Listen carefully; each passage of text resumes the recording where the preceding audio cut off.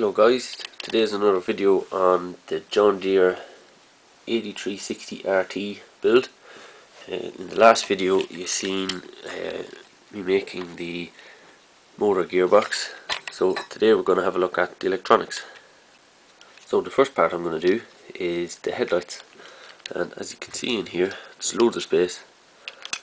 Actually most of this model there's lots of space. Underneath it there's a huge amount of space for electronics.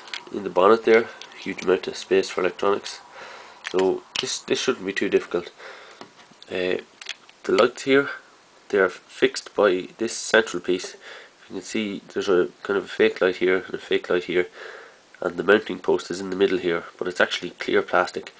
So I'm going to mount two of these 5mm LEDs because I have loads of them. As I've told you before, I bought a big bag of them. So I'm going to mount two of them in behind these two little bits of clear plastic, so they should hopefully provide enough light straight through those little gaps, and we'll see how that turns out. I'll be putting more of these around the cab as well for spotlights, so there'll be plenty of light.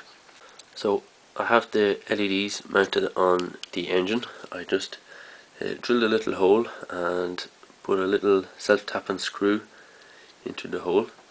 Then I mounted one of the connections, the positive lead of the LED, to the screw and soldered it to the other LED. I positioned the two LEDs so that they sat behind the little see-through parts of the headlight here, and then I soldered them in place. So now I just need to join two wires to that and we should have working headlights.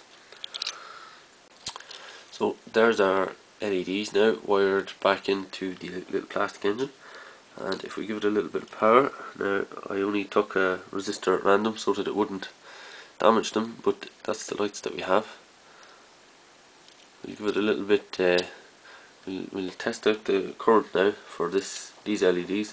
We'll get them to the correct milliamps and we'll put a transistor in this space here since we have plenty of space.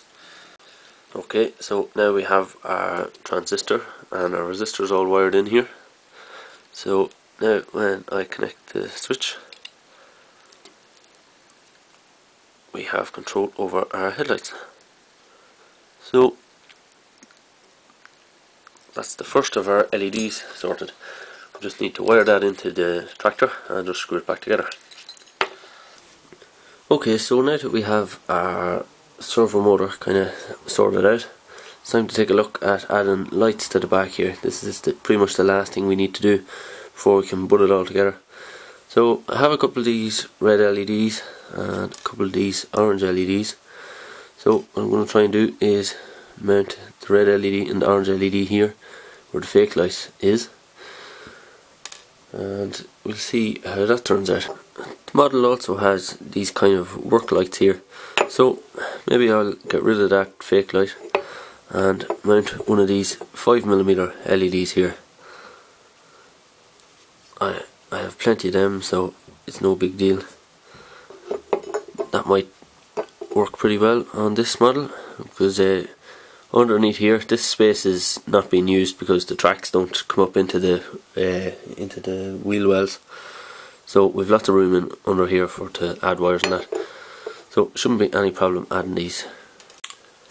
I have first half of the lights done. I have one big spot lamp here and brake lights indicator. And I just drilled the holes through. I connected the grounds of these two, of the brakes and the indicator. But the spotlight will need more current, so I'm going to have to put a transistor on that line, so it's a slightly different circuit, so I couldn't do that. So the result is 5 wires for our 3 LEDs, and to fix them in place, I don't know if I can get an image of it. If you see just in there, I have a little bit of wire going through 2 holes in the mudguard.